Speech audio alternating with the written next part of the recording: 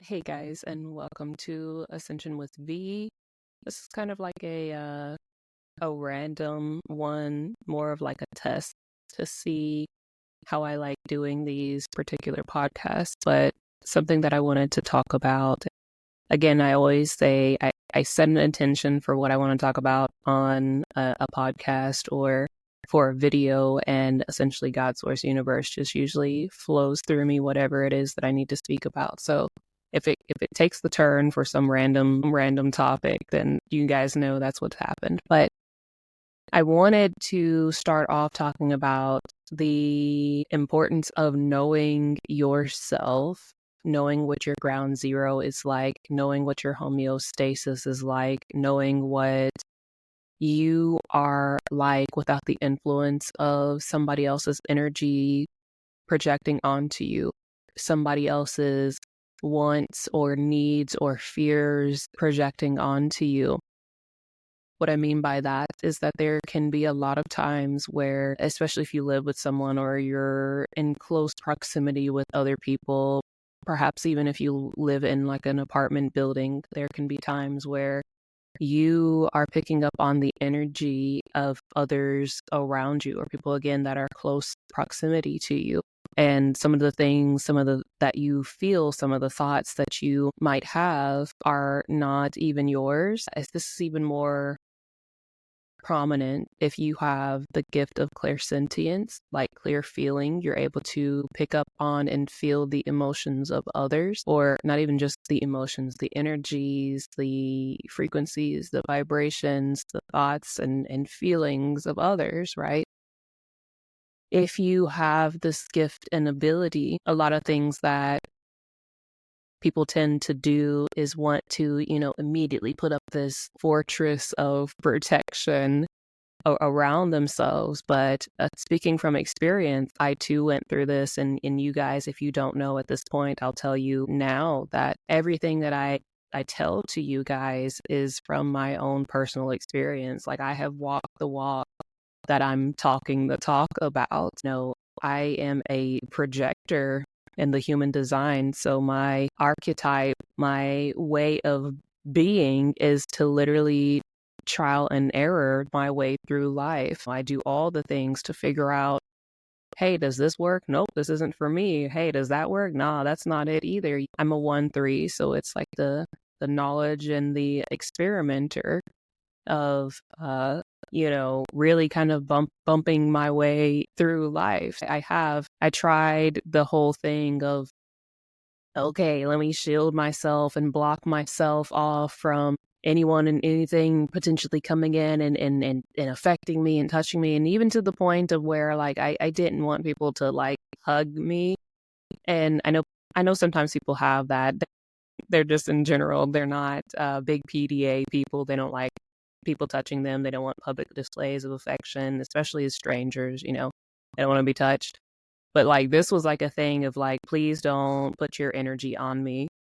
And I'm still kind of that way when it comes to now. Let me pause here and put the disclaimer in. You shouldn't let just anybody put hands on you, both platonically and romantically, but really though, you shouldn't just let just anybody touch you, because energy transfer is a real thing. Kind of side note here, energy transfer really is a thing. And there be some kind of some grimy energy people sometimes, and you shouldn't just let anyone put hands on you. But outside of this side note, there is this thing of not wanting to. I had this thing of not wanting anybody to touch me because I was afraid of there being the energy transfer. But now, the most of where I am like that still is where I can feel that somebody has some like super heavy, dense, negative energy going on with them. And at that point, I'll be like, hey, I'm just going to give you the physical, the spiritual hug, because you got a lot going on physically right now. So I do this thing where I use my discernment, to figure out okay, is it okay for this person to interact with me? Is it okay with this person to touch me, kind of thing? And if I get like any kind of indication that like, then I just don't. But there was a point in time to where I did not do that at all, out of, again, having this fear of there being this energy transfer and, oh my God, I'm going to take on everything that they're feeling. Having clairsentience is beyond being an empath, where, as an empath, you are energetically sensitive to the environment's energies, to other people's energies, other people's thoughts, etc.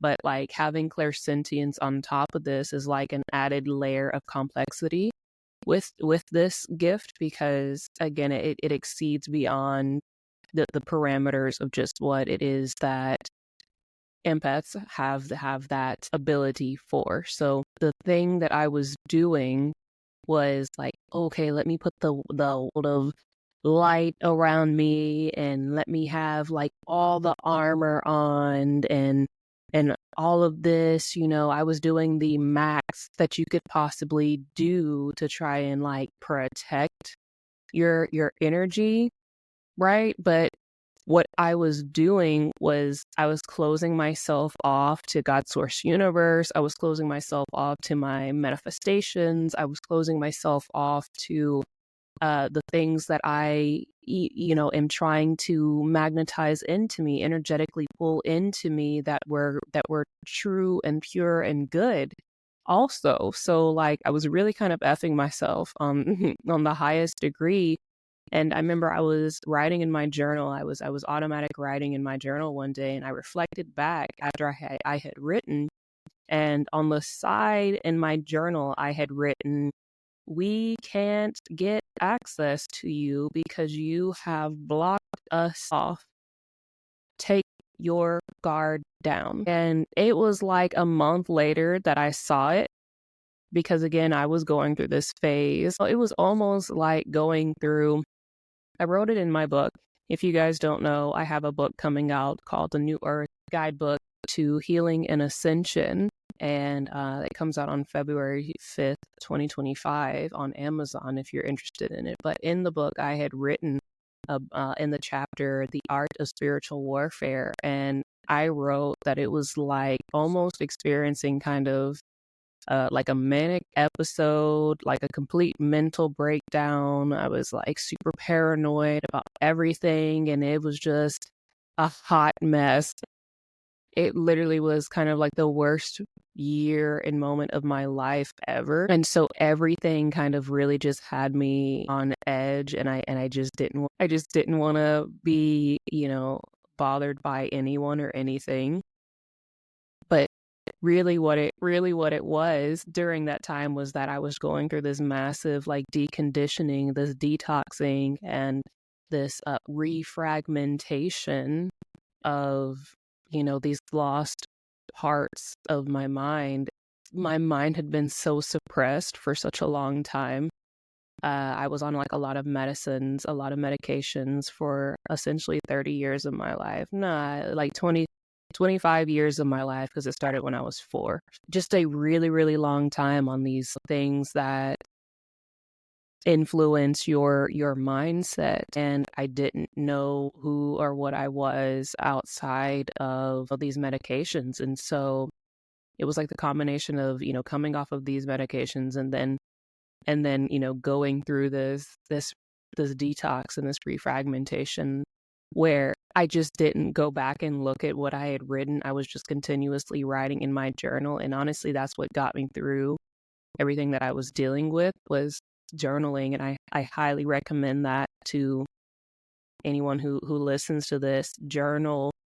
Write your way through your struggles. Write your way through your pain. Write your way through your suffering. Write your way through your grieving, your heartbreak, your anger, your resentment, your fear, whatever the case may be that you're experiencing. Write it out. I will take a picture and show you guys. Like, I have a Tupperware, like a giant Tupperware thing of notebooks throughout my life, and at some point I'm just gonna like burn them all, because I think it'd be like a really cathartic experience. But of where I had just written everything that I was dealing with and going through. And it's what helped me get through everything.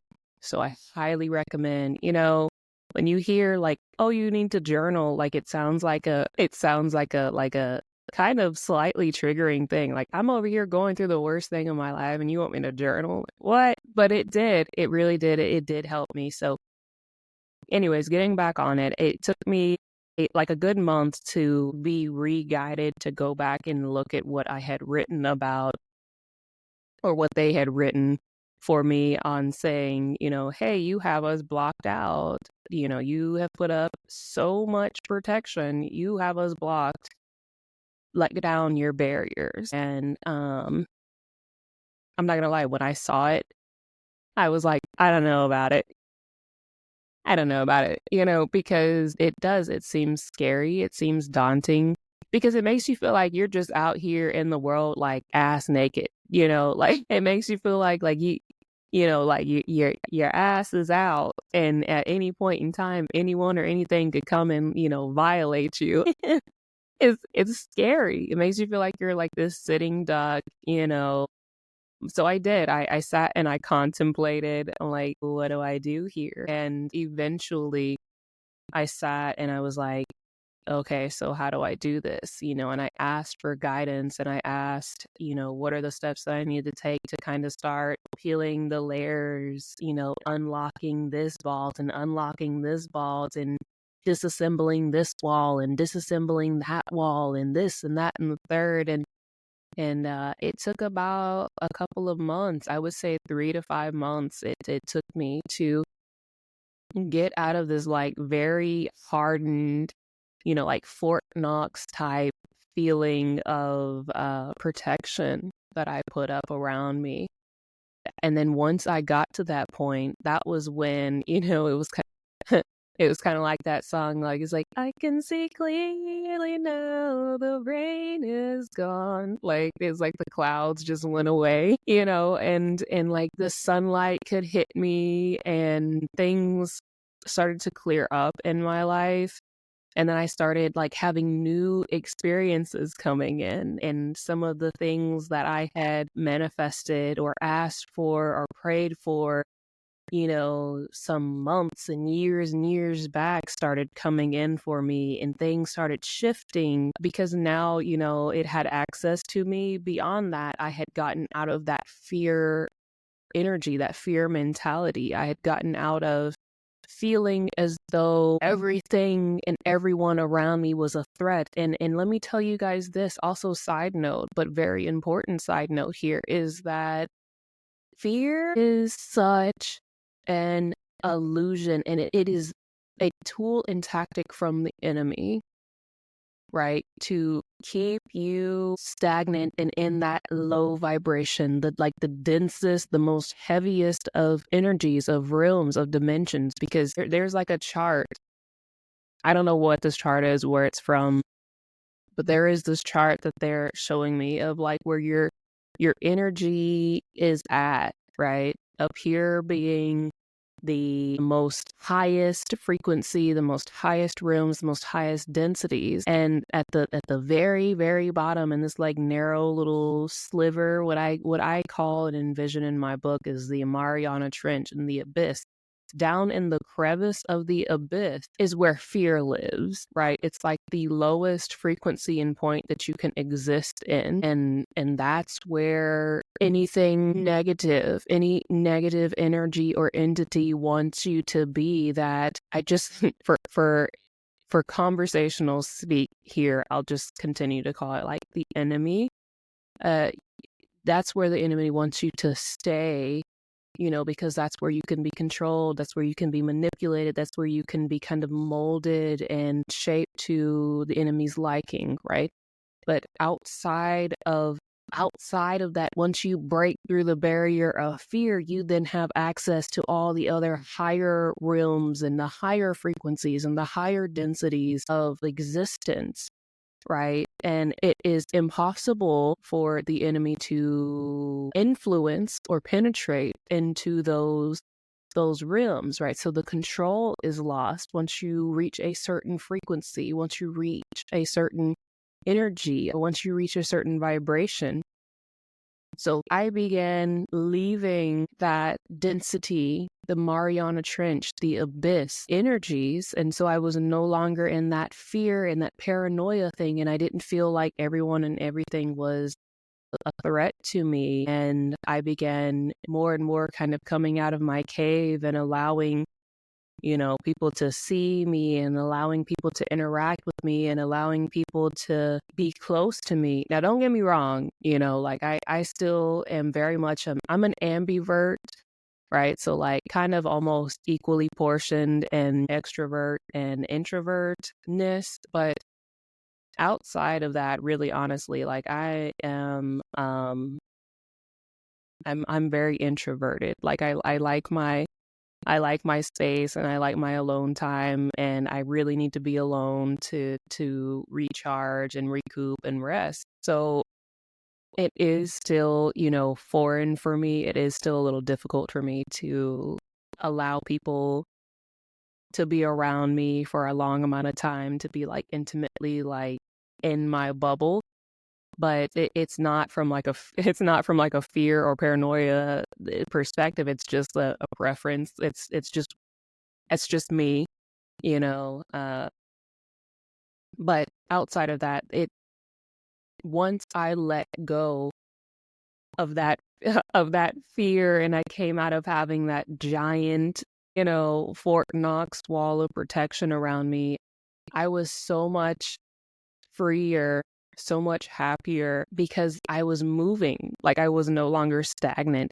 And that's another thing. It really did. It stagnated me from moving forward in my life, because again, when you're in this density zone, when you're in the abyss, when you're in the Mariana Trench, in that crevice, you can't like ascend. It's almost like when you're scuba diving, right? If you're at the like Challenger deep in the ocean, the deepest part of the ocean's depth, the amount of pressure that's on top of you would make it impossible to rise. Do you know what I'm saying here? Like you would have to have so much. I think they use like a chute almost to be able to rise there, or it's like a crane that rises the submersibles from that depth. Even the little submersibles kind of have to have a mechanism to help rise them back to the surface, right? So like imagine you being just a person down there in that depth. Like it's impossible for you to rise, to go while you're still in that heaviness and that density and that fear and paranoia mentality of like, oh no, I can't let anybody get close to me. Oh no, I can't let, anyone touch me. I can't let anyone, I have to protect myself and I have to protect my energy. And like, yeah, you do, but there's a way that you go about doing it. And the way that you go about protecting yourself and your energy is quite the opposite of the way that you think it is.